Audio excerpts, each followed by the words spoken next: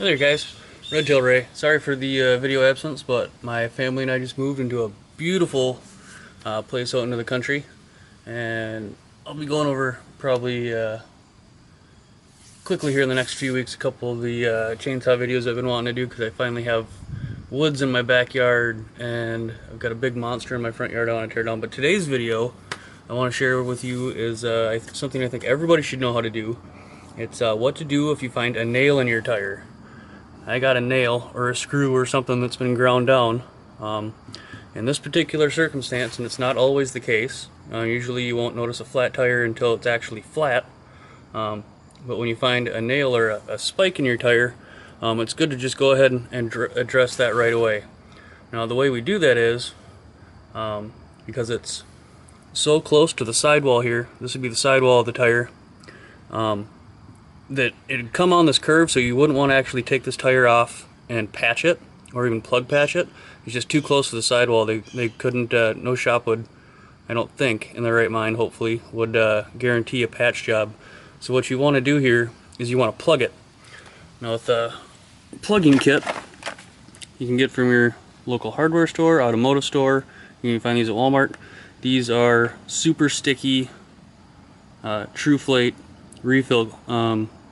Well, this is a refill kit for the plug kit, and what you'll get in the whole plug kit is you'll get there's insertion tool, and it's kind of like a giant needle, and you take one of these plugs and you fold it after you weave it through. I'll show you how to do this in a second. And also include a reamer, and it's kind of like a really rough file to ream out that hole when you pull the nail out. We'll just call it a nail. So these are a couple of the tools that I would definitely recommend at least trying to use, as well as some things that you should have in your toolbox. Probably get started. Well, there's two Phillipses, maybe with a flathead screwdriver. Maybe I'll just try digging it with one of these pliers. But what I got here is I got a flat-sided cutter, wire cutter. Got a regular wire cutter. Both of these will work probably the best. And then to grip onto it, this is a flat, pretty big flat, like a needle nose style plier, and an actual needle nose, big heavy duty one. And you could also use a style of vice grips. These actually come in really handy for all kinds of roadside emergencies. Well, let's try a few of these out. Something else you're definitely going to want to have if you're going to try to attempt this on the side of the road would be a spare tire compressor, something you plug into your 12-volt outlet. Definitely recommend having something like that, unless you have some really fancy car that can reinflate its tires by itself. But if that's the case, you probably have roadside assistance. So, mini compressor would be really nice, but in this circumstance, I'm going to use my compressor. It's already been plugged in and charged up. So I don't have the time to wait for that, to do that. And this will, without all the explanation, and if you know how to do this, this will of course take a lot less time than trying to change your spare.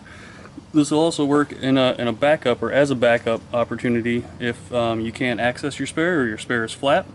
A plug kit is a very inexpensive way to fix a nail in your tire. So without further ado, I'm going to start digging into this thing, see if I can pop it out.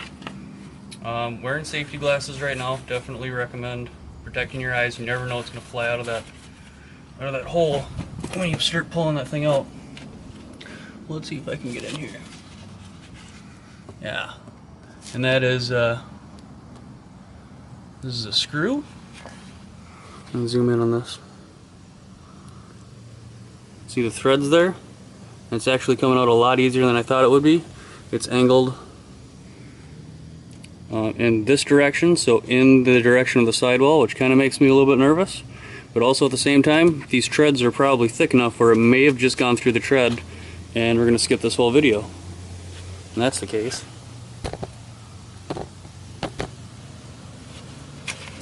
So if air starts gushing out of this, I'll start going over real quickly how to plug it. And look at that. Well,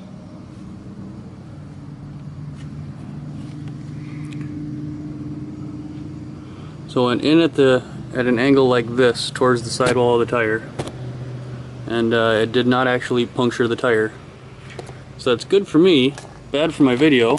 I was going to show you guys how to do this. But that's alright. I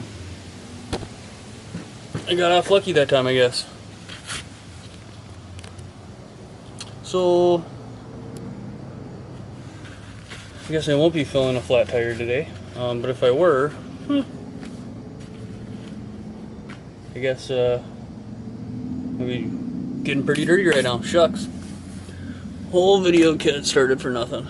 Anyways, well, I hope you enjoyed this video. Maybe I'll take this opportunity to check my tires and stuff like that. But while I got all my tools out, just show you guys again. Different tools you're going to be able to want to use. And there's, of course, a tire gauge. 2 different kinds of air chucks. Doesn't really matter, whatever one I like working better. There's your plug kit and your pliers. So, waste of a video. At least 5 minutes of my life, but at least I don't have a flat tire. So that's awesome. See you guys in the next video.